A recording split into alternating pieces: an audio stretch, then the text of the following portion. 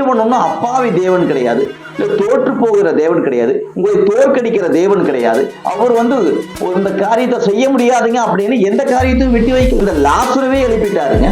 உங்க வாழ்க்கையில் இருக்கிற பிரச்சனைகள் எழுப்ப முடியாதா? உங்கள் வாழ்க்கையில் இருக்கக்கூடிய சூழ்நிலையில அவர் சரி பண்ண முடியாதா? இந்த விஷயத்தை மட்டும் செய்ய முடியலைங்க, அப்புறம் என்ன கடவுள்? கடவுள் என்பவர் எல்லாத்தையும் செய்யக்கூடியவராக இருக்கிறார். எல்லாம் அவரால் ஆகும். அவரால் கூடாத காரியம் ஒன்றுமில்லை. அந்த ஸ்திரீட்ட போய் கேட்கிறாரு பாருங்க, தாகத்துக்கு தான் கீழ்ப்படிதல் மாற தெரியுது, கீழ்ப்படிதல் நல்லதுதான், கீழ்ப்படுகிறார். பட் அப்பாவி போல தெரியுது. ஆனா காரியம் என்னன்னு சொன்னா, உண்மையை சொல்லித்தானே ஆகணும் அப்படின்னு. சில இடத்துல உண்மையை சொல்லக்கூடாது, சில இடங்கள்ல சிலதை மாத்தி சொல்லணும். ஏன்னா இது பொய் சொல்றது இல்லை, இது யாரையும் கெடுக்கிறது இல்லை. சில நல்லது நடக்கிறதுக்கு அப்படி வாயை மூடிட்டு இருக்கிறது நல்லது. சில பேர் வாயை மூட மாட்டாங்க. நான் உண்மைதானே சொல்றேன் எல்லாத்தையும் சொல்லிடுவாங்க.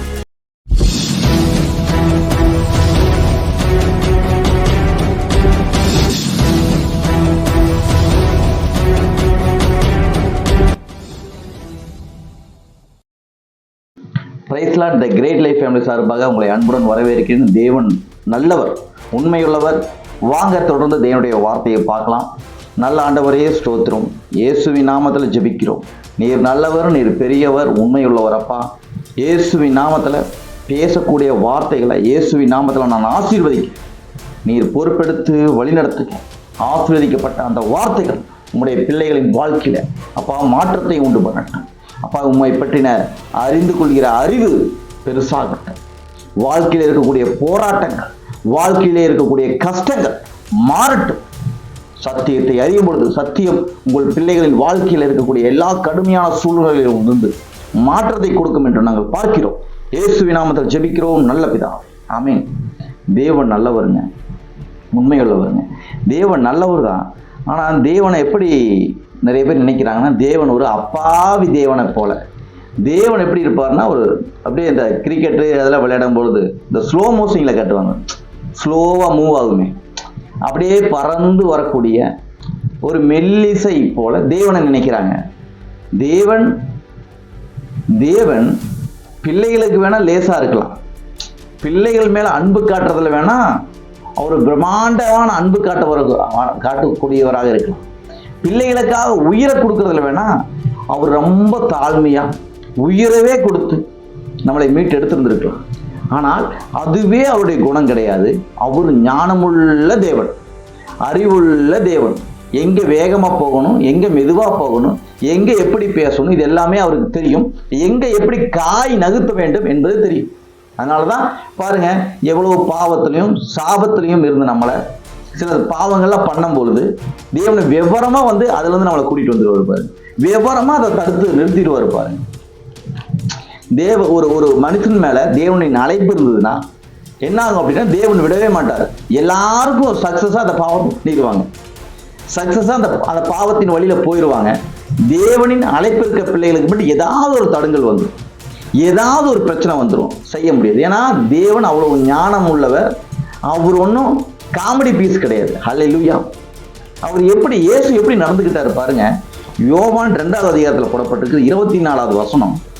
அப்படி இருந்தும் இயேசு எல்லாரையும் அறிந்திருந்தபடியால் அவர்களை நம்பி இணங்கவில்லை. யாரையும் நம்பாம இருந்தார். எல்லாத்தையும் பத்தியும் தெரிந்திருந்ததுனால யாரையும் நம்பலைங்க. யாரையும் அவர் நம்பி அப்படி ஒரு வெகுளியா யதார்த்தமா அப்படிப்பட்ட தேவன் கிடையாது.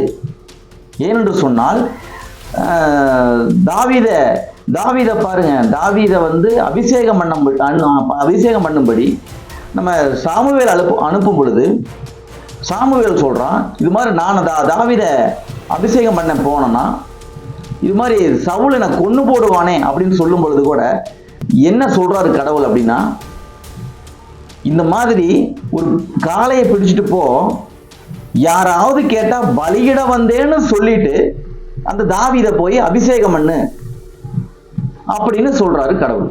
அப்ப கடவுள் பாருங்க, இந்த இடத்துல செய்யக்கூடிய காரியம் ஒன்னா இருக்குது. ஆனா இப்படி எல்லாத்துக்கிட்டையும் சொல்லிடணும், மாத்தி பேச சொல்றாரு.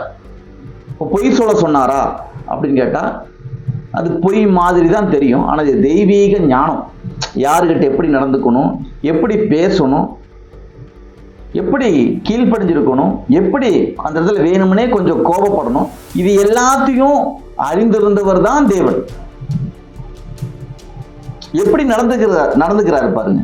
அதனாலதான் வசனம் சொல்லுது, புறாவை போல கபடற்றவங்களா இருங்க, கபடற்ற பிள்ளைகளாக இருங்கள், அதே சமயத்துல சர்ப்பத்தை போல வினா உள்ளவர்களாகவும் இருங்கள், அந்த அளவுக்கு ஞானமாகவும் இருங்க. அதனாலதான் நீதிமொழிகள் எல்லாம் நமக்கு கொடுக்கப்பட்டது. தேவன் பாருங்களேன், அப்பாவி மாதிரி இந்த உலகத்துல வந்து பிறக்கிறாரு. அவர் நிஜமாகவுமே அப்பாவியான்னு கேட்டா இல்ல, உலகத்துக்கே அப்பாவாக இருக்கக்கூடியவர் எப்படி நடந்துக்கிறாருன்னு சொன்னா அப்பாவி போல நடந்துக்கிறார். ஆனால் உண்மையிலுமே என்னன்னு பார்த்தா அவர் அப்பாவி கிடையாது, அவரு இந்த உலகத்துக்கே அப்பா, உலகத்தை உண்டாக்கினவர். பாருங்க, யோவான் 4வது அதிகாரத்திலோட போடப்பட்டிருக்கும். சமாரிய ஸ்திரீட்ட போய் இயேசு பேசுறாரு. எப்படி பேசுறாரு? தான் தாகத்துக்கு இவர் என்னமோ தாகமா இருக்கிறது போல தாகத்துக்கு தான் அந்த பெண்ணுகிட்ட கேட்டு விவரமா பேசி அதை எடுத்து படிச்சு பாருங்க. ஏன்னா இன்னைக்கு நிறைய பேர் ஐயோ பாவம், உலகத்துல இஸ்ரேல் நாட்டுல எவ்வளவோ நல்லது பண்ணினார் இயேசு, அநியாயமா கொன்னுட்டாங்க, அநியாயமா கொண்டு போட்டாங்க, நல்லவங்களுக்கு காலமே இல்லை அப்படிங்கிறாங்க. அப்படியெல்லாம் கிடையாதுங்க. தேவனை எல்லாம் யாராலையும் அழிக்க முடியாது. அவர் தன்னைவே ஒப்பு கொடுத்து முடிவு பரியந்தம் அவர் எடுத்த முடிவு தான் கீழ்ப்படிதல். புரியுதுங்களா? தேவன் ஒன்றும் அப்பாவி கிடையாது, அவர் வேஸ்ட் கிடையாது. தன் பிள்ளைகள் மேல் பாசம் இறங்கி நின்னார், இறங்கி வேலை செஞ்சார். இதுதான் உண்மையை தவிர ஒரு அப்பாவியான தேவன் கிடையாது. உங்க வாழ்க்கையில கூட அப்படிதான். கடனால சூழப்பட்டு இல்ல நோயினால இல்ல உறவுகளால இல்ல சில பிரச்சனைகளால இது எப்படியே தப்பிக்க முடியல அப்படின்னு நீங்க வருத்தத்தோடு இருந்தாலும் கூட தேவன் ஞானமா செயல்பட்டு உங்களுக்கு இருக்கக்கூடிய எல்லா பிரச்சனைகளிலும் இருந்து உங்களை மீட்டு எடுப்பார். இது சத்தியம், இது நிஜம். ஏனென்று சொன்னால் தேவன் ஒண்ணு அப்பாவி தேவன் கிடையாது, கையில் ஆகாத தேவன் கிடையாது, அவர் பலவீனமான தேவன் கிடையாது, பலமுள்ள தேவன். வானத்தையும் பூமியையும் படைத்தவருக்கு உங்கள் வாழ்வில் இருக்கக்கூடிய இந்த சின்ன பிரச்சனையை முடிக்க முடியாதா? இல்ல முடிக்க தெரியாதா? எப்படிங்க இந்த உலகத்துல நான் வெற்றி பெறுவேன், என்னுடைய பிசினஸ் எப்படிங்க முன்னேறும் அப்படின்னா தெய்வீக ஞானத்தை தேவன் உங்களிடத்துல கொடுத்து உங்களை பிரம்மாண்டமான ஆசீர்வாதங்களால நிரப்புவா. நீங்க செய்யுங்க. யோசுவா 1:8 போடப்பட்டது போல இந்த நியாய பிரமாணத்தின் வார்த்தைகள் எதுவும் உங்கள் வாயை விட்டு பிரியாம இருப்பதால் அதை இரவும் பகலும் தியானிச்சு கொண்டே இருங்க, அப்பொழுது உங்கள் வழியை வாய்க்க பண்ணுவீர்கள். அப்படிதான் வசனம் சொல்லுது. இப்ப தேவன் ஒன்றும் அப்பாவி தேவன் கிடையாது, இல்ல தோற்று போகிற தேவன் கிடையாது, உங்களை தோற்கடிக்கிற தேவன் கிடையாது. அவர் இந்த காரியத்தை செய்ய முடியாதுங்க அப்படின்னு எந்த காரியத்தையும் விட்டு வைக்கல. உயிரோட எழுப்புவது, ஒரு நோயிலிருந்து குணமாகணும்னு சொன்னா இயேசு இறந்து 4 நாள் கழித்து இருந்த லாசருவே எழுப்பிட்டாருங்க. உங்க வாழ்க்கையில் இருக்கிற பிரச்சனைகள் எழுப்ப முடியாதா?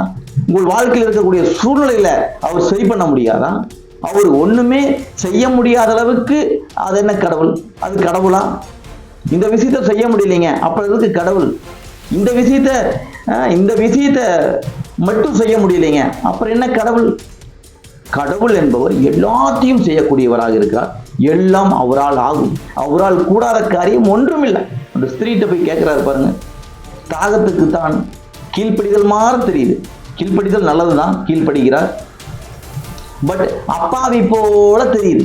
ஆனா காரியம் என்னன்னு சொன்னா அவளை ரட்சிக்கும்படி, அந்த சமாரிய ஸ்திரியை ரட்சிக்கும்படி அந்த ஊர்ல இருக்கிறவங்க, அதுக்கப்புறம் பாத்தீங்கன்னா இவள் போய் சொல்லி அந்த ஊர்ல இருக்கிறவங்க எல்லாம் வந்துட்டாங்க.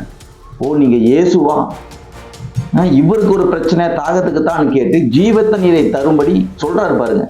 நான் யாரு இன்னார் என்று தெரிந்திருந்தால் நீ என்னிடத்துல கேட்டிருப்பேன், நான் ஜீவ தண்ணீரை கொடுத்திருப்பேன். சாதாரண தண்ணி குடிச்சா தாகம் மறுபடியும் உண்டாகும், இந்த ஜீவ தண்ணீரை குடிச்சா தாகம் உண்டாகாது அப்படின்னு அவள்கிட்ட தேவனுடைய வார்த்தைகளை சொல்லி, இயேசு சில வார்த்தைகளை சொல்லி அவளை ரட்சிக்கும்படி அவ போய் எத்தனையோ மனிதர்களை கூப்பிட்டு வரா. எல்லாரும் ரட்சிக்கப்படுறாங்க பாருங்க. இயேசு சில நேரங்கள்ல நம்ம வாழ்க்கையில செய்யக்கூடிய காரியங்கள்ல ஒரு அப்பாவி போலதான் தெரியும், விழுந்தவர்கள் போலதான் தெரியும். அது கிடையாது. இந்த விதை பாருங்க, நிலத்துல விழுந்து செத்தது மாதிரிதான் இருக்கும், ஆனா அதுல இருந்து தான் மரம் முளைக்கும், செடி முளைக்கும், அதுல இருந்து மரம் முளைக்கும். பாருங்க உங்க வாழ்க்கை கூட அப்படிதான் ஒரு கேர்லெஸ்ஸா போற மாதிரி இருக்குதா? தேவன் உங்கள் பக்கமாக இருக்கிறார், அவர் உங்களை விட்டு கொடுக்க மாட்டார். அவரு உங்களை மென்மேலும் ஆசீர்வாதத்தினால் நிரப்புவார். அல்லேலூயா. தேவனை நம்பின பிள்ளைகள் யாரும் வெட்கப்பட்டு போனதில்லை. தேவனுடைய வார்த்தை எப்பொழுதும் உங்களை வந்து ஆசீர்வதிக்கவே இருக்குது. உங்களை பாருங்க நன்மையினால் நிரப்பவே இருக்குது. ஏனென்று சொன்னால் அவர்களை வெள்ளியோடும் பொன்னோடும் புறப்பட பண்ணினார், அவர்களில் பலவீனப்பட்டவர் ஒருவனும் இல்லை. அல்லேலூயா. இஸ்ரவேல் ஜனங்களை எகிப்திலிருந்து கூட்டிட்டு போகும் பொழுது அவர்கள் பலவீனப்பட்ட ஒருவனும் கூட இல்லையா. பாருங்க தேவ பிள்ளைகளை கலங்காது இருங்க. ஒருவேளை இப்போதான் நான் இயேசுவை பற்றி தெரிஞ்சுக்கிறேன்னா நீங்க வருத்தப்படாமல் இருங்க. உங்கள் வாழ்விலே மிகப்பெரிய நன்மைகளை தேவன் வைத்திருக்கிறார். எவ்வளவு பெருசுன்னு கேட்டா நீங்க நினைச்சு கூட பார்க்க முடியாத அளவுக்கு உங்கள் வாழ்க்கையில நன்மைகளை தேவன் வைத்திருக்கிறார். ஆனா நம்ம ஞானமா நடந்துக்கணும், பொறுப்பா நடந்துக்கணும், அறிவா நடந்துக்கணும். அதுக்கு தேவன் உதவி செய்வார். ஏன்னா இன்னைக்கு நிறைய பேர் பார்க்குறேன், தாழ்மைங்கிற பேரில் இயேசுவே அப்படி இருந்தாருங்கன்னு சொல்லிட்டு தாழ்மைங்கிற பேரில் ஒரு மாதிரி ஆயிட்டாங்க. இல்லை, நான் ஞானமுள்ள பிள்ளைகளாக இருக்க வேண்டும். சில இடங்களில் சிலது சொல்லக்கூடாது, சில இடங்களில் சிலது சொல்லணும். ஏன் அங்கே அதை சொல்லாமட்டீங்க, உண்மையை சொல்லித்தானே ஆகணும் அப்படின்வாங்க. சில இடத்துல உண்மையை சொல்லக்கூடாது, சில இடங்களில் சிலதை மாற்றி சொல்லணும்.